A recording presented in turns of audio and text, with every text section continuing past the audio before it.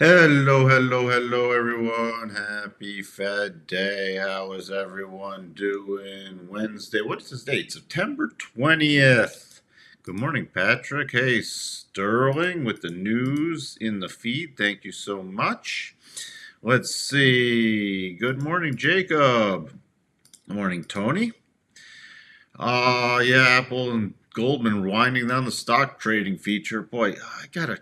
Why? Oh, I guess I'm on a white background. That's why I gotta. Let's see if that looks better. See, I gotta change that. I want to change that. Ecamm just released a new version, and I haven't finished tweaking it. I'll have to work on that. Hello, Eric. So sorry, I'll try to make it maybe some black on white. We'll figure it out. We'll figure it out together. All right, everybody. Thank you for tuning in. Thank you for everybody hiding in the background. All right, what do we got? We got the mortgage rates coming out 7.31%. 7.31%. Wow. That's all I have to say about that. I'm not moving anytime soon. I'd like to, but not moving anytime soon based off my current lock-in mortgage rate and payment. But I got to get out of Chicago. It's crumbling. It's crumbling. FOMC is the big talk today. It's going to be a pause. It's pretty much completely baked in. I don't know if Powell's going to say anything new. I just got to go off the patterns. You know what? Is it going to be if inflation keeps coming in a little hotter, we're going to have to hike again. Otherwise, we're in pause mode. There you go. Now we don't even have to watch the press conference. So that's about it. Mega caps a little stronger today going into the open. Energy with that topping bar yesterday. We broke below it, pulling back after a nice long run. You had the Biden administration saying they could potentially drain the SPR even more. Yay for us. All sectors up except for energy today.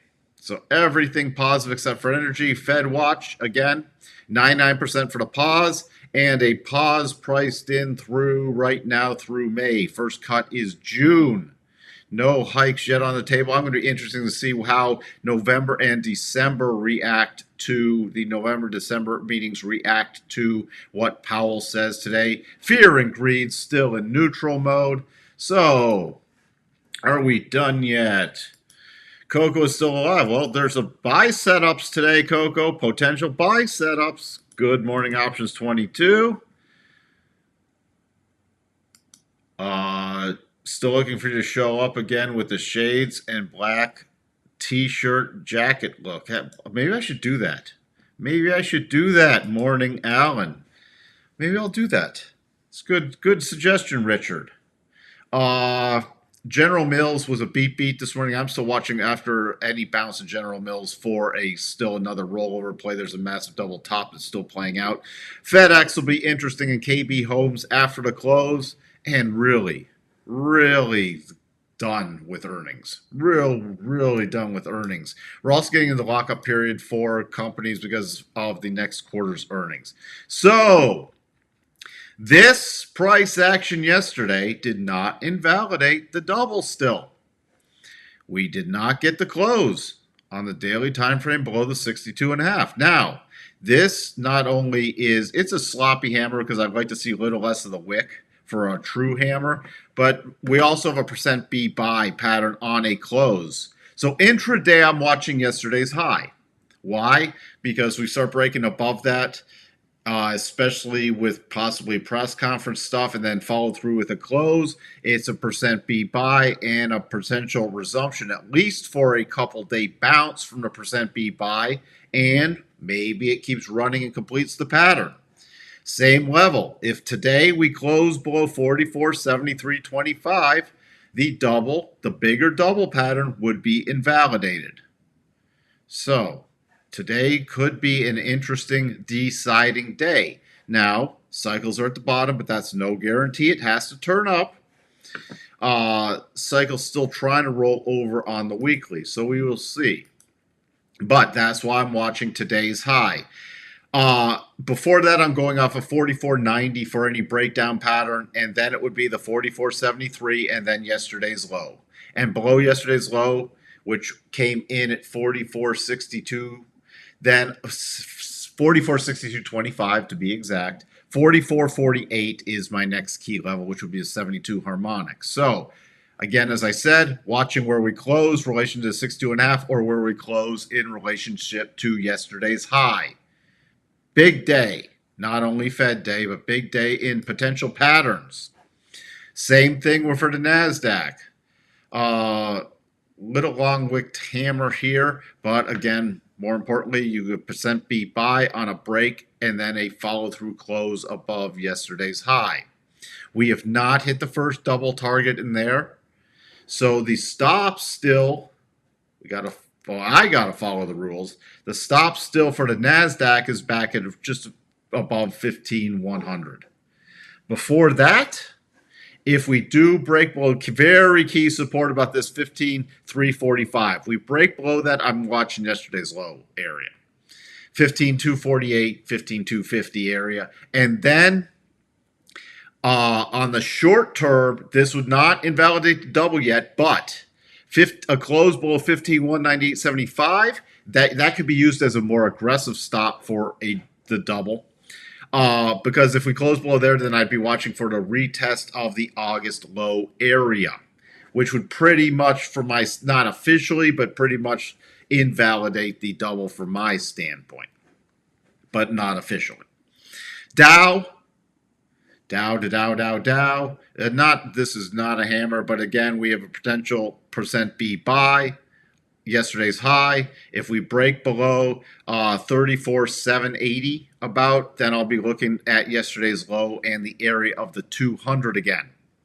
So that's what it is on the Dow. The Russell. Now the Russell's interesting because this was the lowest close. This was the lowest close since the big update on Friday, June 2nd. So this is the lowest close. Now, Russell, on any rallies, I'm still watching for the rollover play. Yes, it would technically be a percent B buy. This would be the last one I'd be looking at.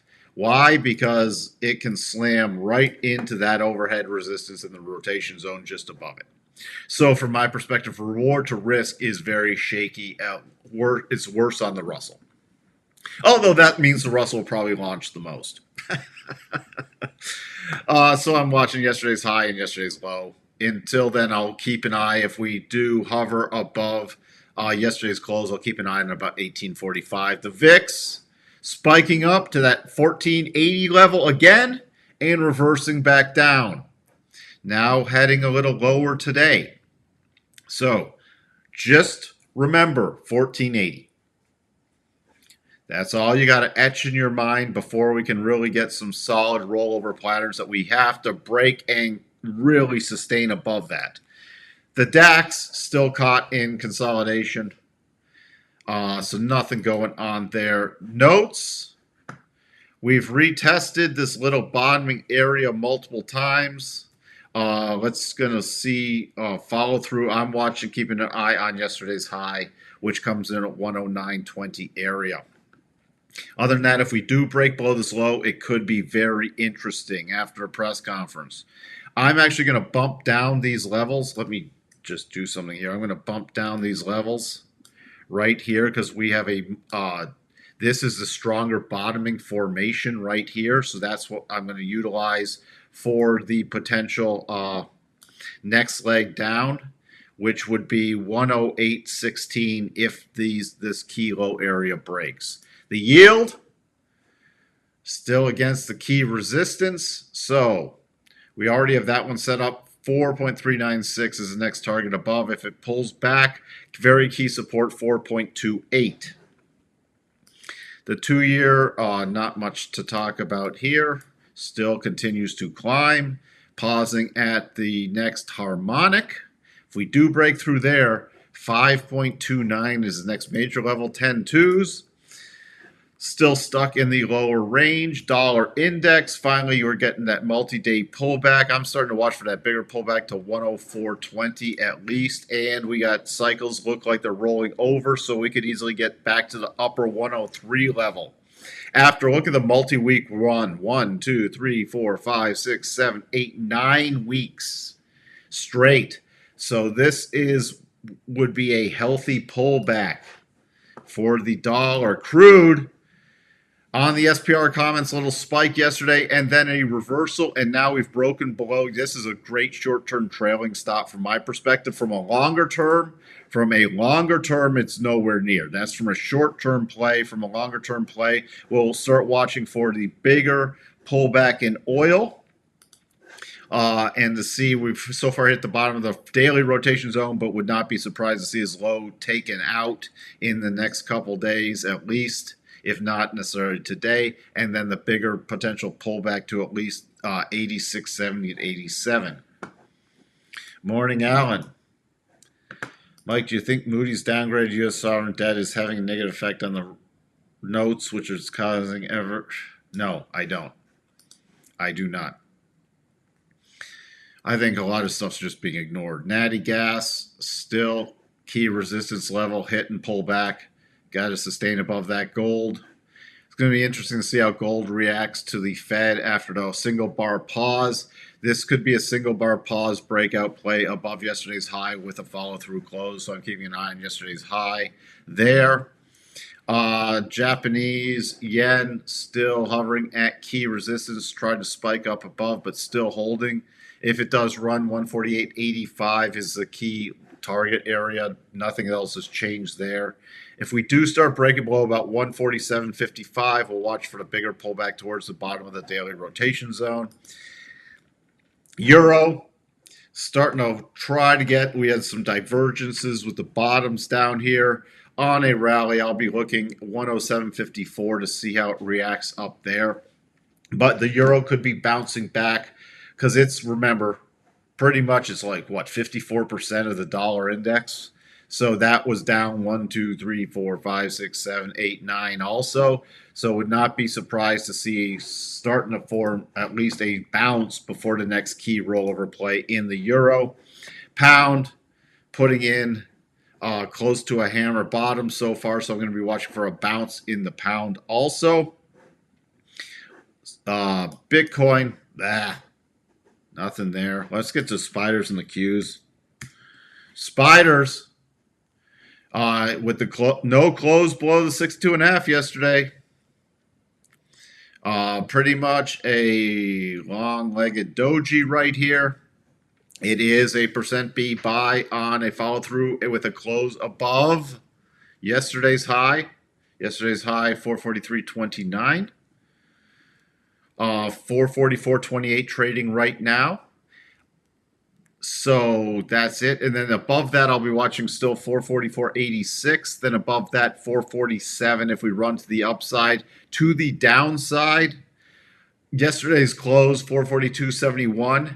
And then all the way back to 440.76 and yesterday's lows. If it rolls over, 439.94. Below that, 438.18 are the key levels I am utilizing. The Qs, %B buy above yesterday's high, potentially 370.68 with only a follow-through close. Above there, I'm focusing on 371.80, then 372.65. And then 374.30. On the downside, if we start breaking down, 369.87 is the first key support. And then I'm looking at yesterday's open, 369.32, which is roughly in line with Monday's close. And then the 367.75 area to 366.80. Below there, if there's some massive sell-off, 364.51. That takes all the key levels. The double in Tesla, still watching for the next rollover. Now, what would invalidate it? It's officially triggered, the sloppy double. What would invalidate it would be, sorry, I got that wrong, close above 274.34 at this point. And remember, it's the lower probability because we're going against the rotation zones. And it did not close below the 4-hour rotation zone and the daily rotation zone. It closed into it. But remember, this is why it's a lower probability, because anywhere in here it can catch and rotate back up. That's why I follow that rotation zone stuff. And I'm aware with position sizing and reward to risk of the probabilities. So when the probabilities are lower, The stuff can be adjusted with reward to risk and everything else. What else do we have? Nvidia. I'm still, if I'm on any bounce, I'll watch for a rollover play in this because the double, as we've talked about, should still play out over the next few days. With Apple, which again, after that little mini double, stalling out here against the rotation zone, and we still have the little bounce play 180.30. So I'm still watching that for a closing basis. You did miss Tesla. The double, little lower probability double is triggered. The stop 274.34 right now because it's against the rotation zone. So that's where it stands. That's the, if you want the more in depth, you got to watch the replay. Well, I don't think there's anything else to really talk about right now. You know, this is going to be an interesting day with the volatility, not with the, remember, FOMC at 2 Eastern, 1 Central, but the press conference 30 minutes later. That's going to be more important. The pause is completely baked in. So, GIS still looks weakening with the beat on earnings. Where would you look for a rollover if you want to add to where would I look for a rollover? Let's just see. I mean, I'd be looking on a shorter term top anywhere between about 66.75 to about 60, right around 67.25 up in there if it was going to roll. Otherwise, if intraday it starts breaking below the 65, and again, this is not trading advice, you got to make your own decisions, but these are the key areas I'd be watching. If it starts breaking below 65.85, that's a level that's proven to be short-term support. You see it right. You try to break below it, then close back above it, but you see this, we have a pretty strong base. I'll draw a line there. This is a very strong area. See this right here. Gap open, reversal, key close on a 4-hour time frame right there.